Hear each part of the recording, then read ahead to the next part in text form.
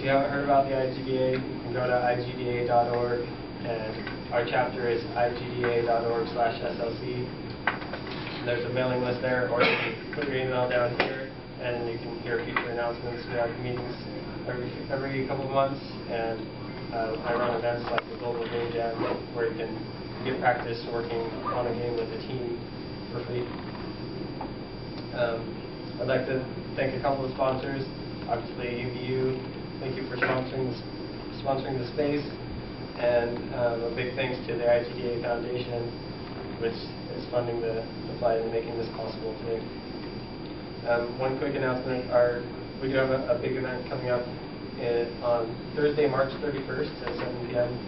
This will be downtown Salt Lake City at the Newmont University down there. We're going to have Katie Perez coming, and if you don't know, that's the senior program manager at Microsoft for the IDGA and Xbox program.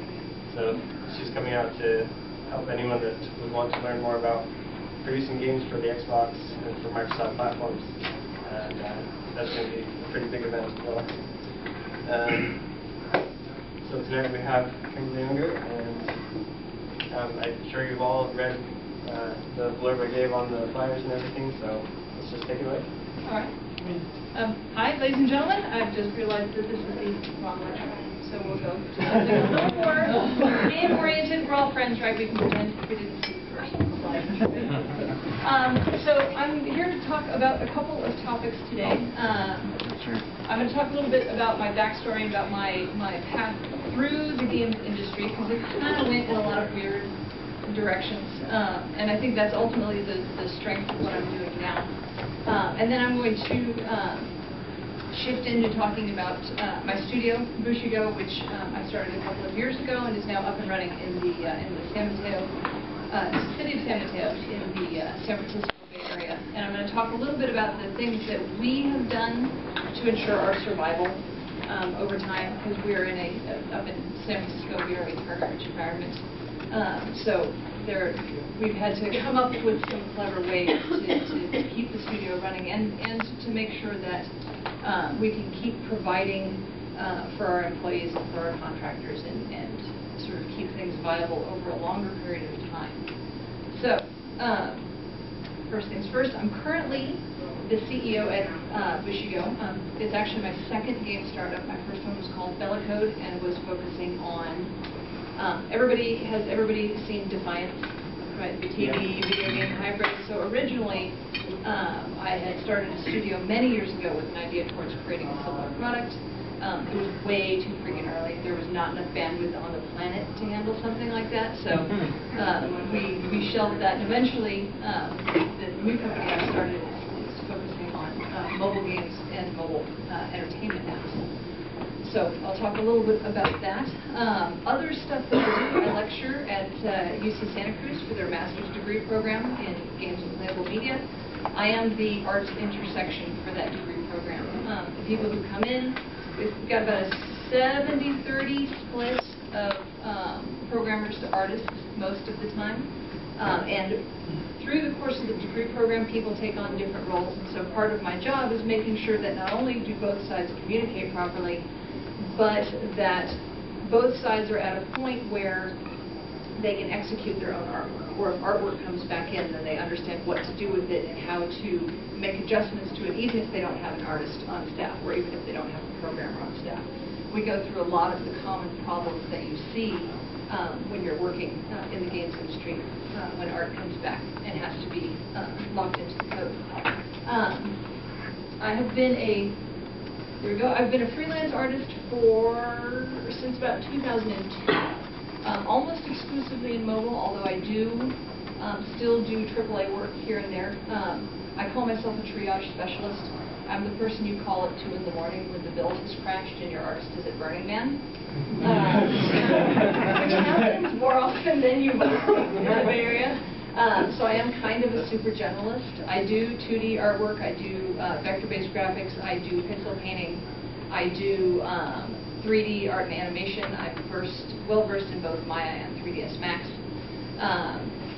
Lightwave I was never quite able to get my head around, but it is a good solid program if that's your preference.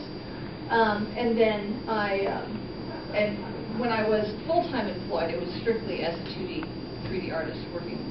I started working in the industry as a high-resolution texture painter, so hyper-realistic, photorealistic textures.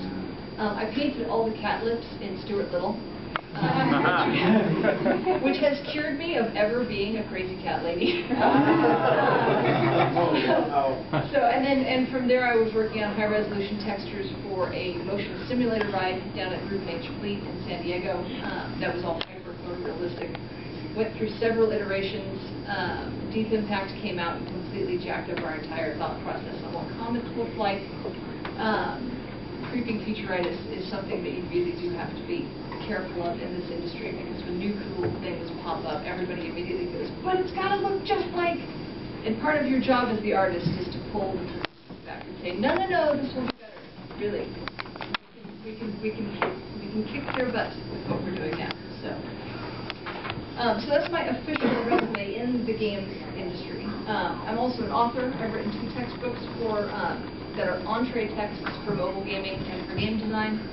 And I do other bits and bobs here and there. I was an investment professional for a while. I was a stockbroker for a little bit. I've done a bunch of other pieces here and there that feed into the business end of where I am now. So when you tell your friends or your family, or you're talking to somebody you met in the bar and they ask what it is that you do, most of the time you're going to give them an answer that's kind of like this. And for most people on the planet, when you say you're a game developer, they think of a single monolithic idea, right? That's sort of your high concept of what it is that you do. And a lot of people think that it's a straight line to get from point A to point B. For a lot of professions, it can be. You go to high school, then you go to college and you get your degree in X, Y, and Z, and then you get out and you get a job in X, Y, and Z, and bop, bop, bop, bop, bop, and then you're retired and you have grandkids and everything worked out in the end. In the creative industries in particular, it doesn't work like that. And whether you're on the art side or on the code side or on the audio side, I do tend to regard games as a creative industry, because input comes from everywhere. We have had brilliant games designed by programmers. We've had really excellent games designed by artists. So that ability to have input into this process can come from anywhere in the industry. And you'll have studios that do roundtables and that do stand-ups every so often, pull ideas from within the company for just that reason, because we all know that, that this person or that person or the other person over there may have the idea that's going to save this game.